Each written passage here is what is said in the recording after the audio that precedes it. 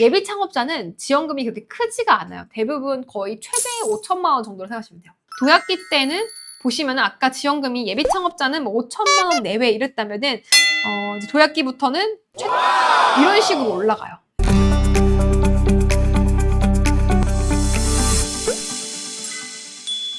자, 오늘 정부 지원 사업 받는 방법에 대해서 또 라이브를 준비를 해봤는데요. 우리 정부 지원금 받아본 적 있어요? 많이 없죠, 그렇죠? 그래서 정부 지원금 오늘 싹 털어드리는 주제를 가지고 시작을 해보려고 합니다. 대부분 일반 회사원들이 무작정 퇴사하고 뭐 폐업하는 과정이 이렇다고 해요, 여러분. 보셨나요, 혹시? 드디어 이제 개 같은 김 부장 탈출했다. 그래서 나는 내 사업 차려서 더 잘 될 거야. 하면서 시드머니는 3천만 원을 이제 번 거를 다 올인을 하죠, 그렇죠?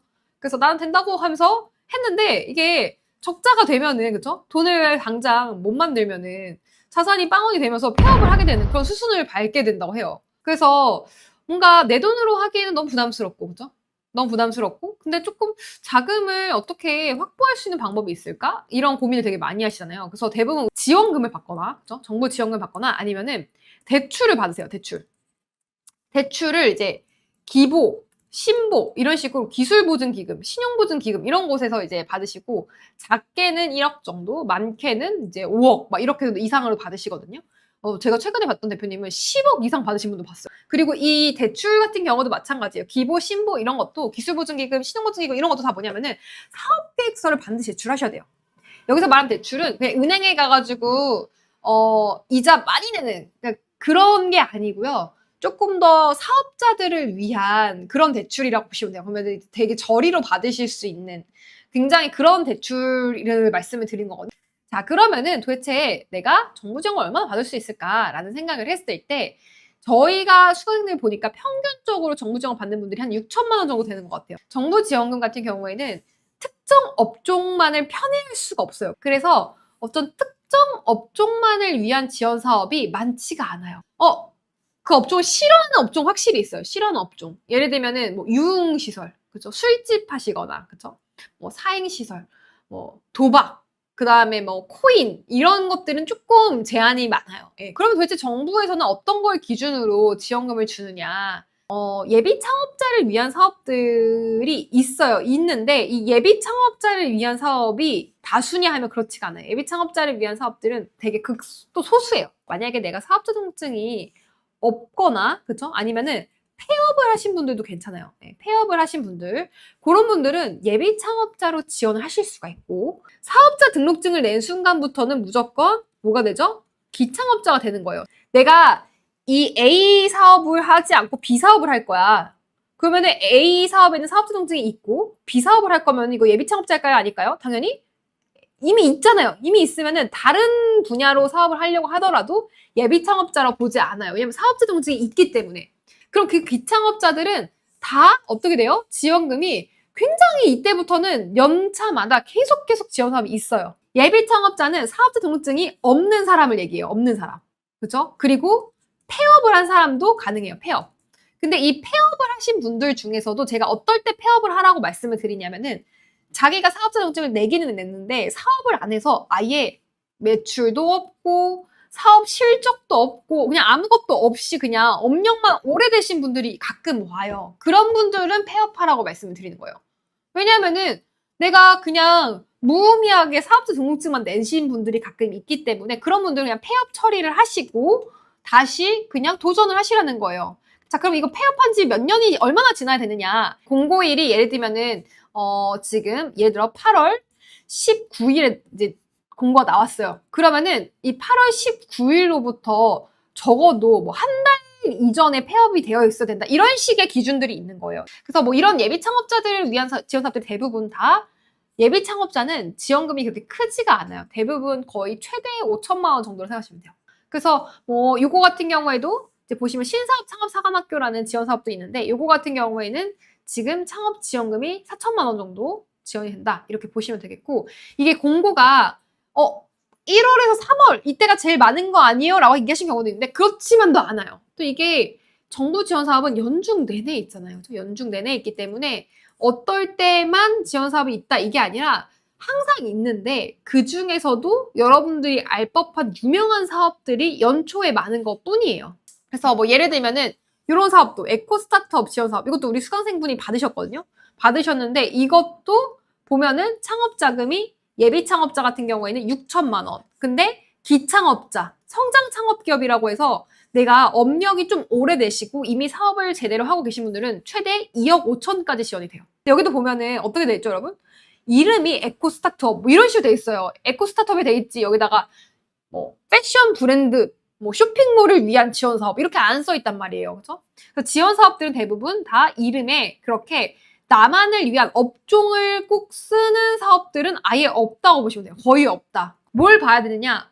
업력으로 보시는 거예요. 업력. 기간을 기준으로 보셔야 되는 거지 특정 업종을 자꾸 기준으로 보시면은 나를 위한 지원 사업이 없네라고 생각하시는 거예요. 사업자 등록증을 냈어요. 이런 분들 있나요 혹시? 이런 분들 초기 창업자라고 부르는 거를 왜 그러냐면요. 보통 3년 이하의 지원금이 꽤 많아요. 왜 그러냐면 3년 이하에 많이 망하거든요. 특히 언제 몰려있어요? 라고 여쭤보신다면은 일단 3년 이하까지 좀 지원금이 많아요. 이때 되게 중요한 게 뭔지 아세요? 이때 각종 인증을 많이 따놔야 돼요. 인증. 근데 이 1에서 3년 때 왜 인증을 많이 따놔야 되느냐 하면은 이게 세금 혜택이 엄청나요. 절세 혜택이. 세금 혜택이 어마어마한데 이걸 대부분 안 해요. 사람들이 이걸 대부분 몰라. 이걸 안 하고 나중에 따려고 하면은 이게 더 빡세져요. 업력이 오래돼서 따시려고 하면은 빡세져요. 그래서 이때 따셔야 되는 것들이 뭐 벤처 인증, 그 다음에 뭐 부설 연구소도 있을 거고요. 기업 부설 연구소. 그 다음에 또 뭐가 있을까요? 뭐 메인비즈, 뭐 이노비즈, 뭐 이런 것들도 있어요. 이걸 지금 제가 말씀드린 거 다 딸 필요는 없고요. 이 중에서 이제 일부 선택해서 따시면 돼요. 재산 이제 뭐 벤처 인증 받으시잖아요. 그러면 재산세 내가 뭐 자산을 취득했어. 그럼 70% 감면이 돼요. 자, 그 다음에 초기 창업 패키지 뭐 이런 것도 있어요. 3년 이내 초기 창업 기업들 그럼 이거는 어떻게 되죠? 평균 7천만 원 되죠. 그렇죠? 그 다음에 창업 중심 대학 이것도 뭐냐면은 예비도 되고 예비 창업자도 되고 그 다음에 업력 7년 이내까지도 가능해요. 그래서 만약에 내가 여기를 넘겼다. 7년 넘겼어. 그러면은 여기도 지원금이 없는 것은 아니에요. 그래서 이런 거를 준비를 해야 된다. 3년부터 7년 이때를 우리가 뭐라고 얘기하냐면은 도약기라고 얘기합니다. 사업이 도약에 올라가야 된다 이렇게 얘기를 이제 드리는 거고 도약기 때는 보시면은 아까 지원금이 예비 창업자는 뭐 5천만 원 내외 이랬다면은 이제 도약기부터는 최대 3억 이런 식으로 올라가요. 자, 그래서 대표님 연령대가 아까 질문이 나왔어요. 지금 66세 가능한가요? 당연히 가능합니다. 그래서 대부분의 창업 지원 사업에서 연령 제한이 대부분 없어요. 있는 경우가 있어요. 있는 경우. 그걸 뭘 기준으로 보냐면은 39세를 기준으로 봐요. 만약에 내가 39세 이하다라고 하면은 정부에서 뭐라고 보냐면은 당신은 내 청년입니다라고 봐요. 청년이라고 이름이 붙어있는 사업들이 있어요. 39세 이하 대표, 그죠? 39세 이하. 만 39세 이하들은 이제 청년이라는 이름이 붙은 사업들을 지원하실 수가 있는 거예요. 자, 투자 유치도 마찬가지로 이제 투자 유치 어떻게 받아요? 투자를 어떻게 받죠, 여러분? 투자를 받는 방법도 똑같아요. 뭐냐면은 사업 계획서를 가지고 갑니다. 그래서 우리가 이제 사업 계획서라는 거는 어디에 쓸 수 있죠? 1번 정부 지원금 받는 데 쓸 수 있어요. 그 다음에 2번 정부에서 해주는 대출, 그죠? 대출. 저리로 받는 대출에도 쓸 수가 있어요. 세 번째, 투자 유치, 민간 투자 유치도 결국 사업 계획서를 가지고 간다. 계속 매년 받을 수가 있어요. 그죠? 여러분, 이게 투자 유치가 무조건 좋은 것도 아니에요. 이거는 고민을 해보셔야 돼요. 왜냐면 내가 투자를 유치하고 나서 뭘 해야 되죠? 지분을 줘야 돼요, 지분을. 지분을 줘야 되기 때문에 예를 들면은 뭐 5%든 뭐 10%든 이렇게 주셔야 되는 거예요.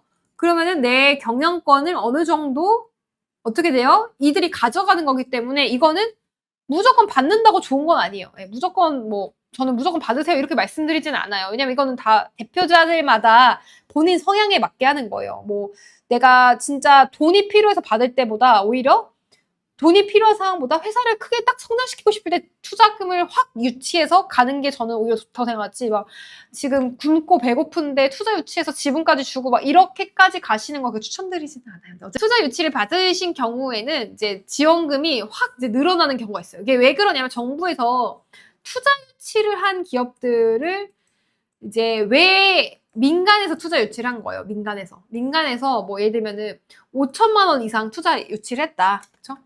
민간에서 5천만 원 이상을 투자를 했다. 그러면은 어떻게 돼요? 민간에서 투자 유치를 했다는 거는 굉장히 이 사업이 어느 정도 이제 좀 괜찮나 보다 이렇게 좀 평가를 해주는 거예요. 그래서 이 지원금을 조금 더 받는데 유리하게 해주는 그런 지원 사업들이 또 따로 있어요. 그래서 막 이거 15억까지 되고 이러죠. 그러니까 이게 뭐냐면은 지원금을 내가 받으려고 하면 이렇게나 많은 길이 있다는 거예요. 근데 제가 수강자한테 추천드리는 트랙은 투자 유치로 가셔도 돼요. 투자 유치로 가셔도 되는데 일단은 지분을 주지 않아도 되고 갚지 않아도 되는 건 뭐죠? 정부 지원금이에요. 정부 지원금. 특히 요새 가장 핫한 게 해외 진출. 엄청나게 최근에 지원 사업이 많아지고 있어요. 요새 여러분 뭐 전시회 나가는 거죠. 박람회 나가는 거, 그 다음에 뭐 쇼피, 아마존 이런 것들 지원이 엄청 많이 늘어나고 있어요. 왜냐면 지금 최근에 뭐죠? K 모시기 그죠? K 패션, K 뷰티, K 푸드 K가 붙은 것들이 해외에서 지금 너무 반응이 좋잖아요. 그죠?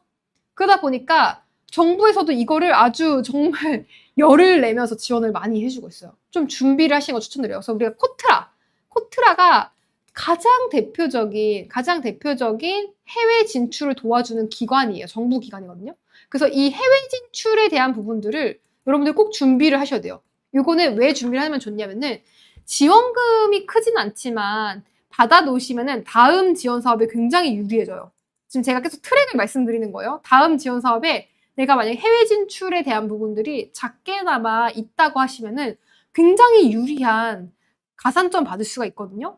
그래서 코트라에서 이렇게 해외 투자, 해외 진출, 해외에 내가 팔로를 확보하는, 그죠? 팔로.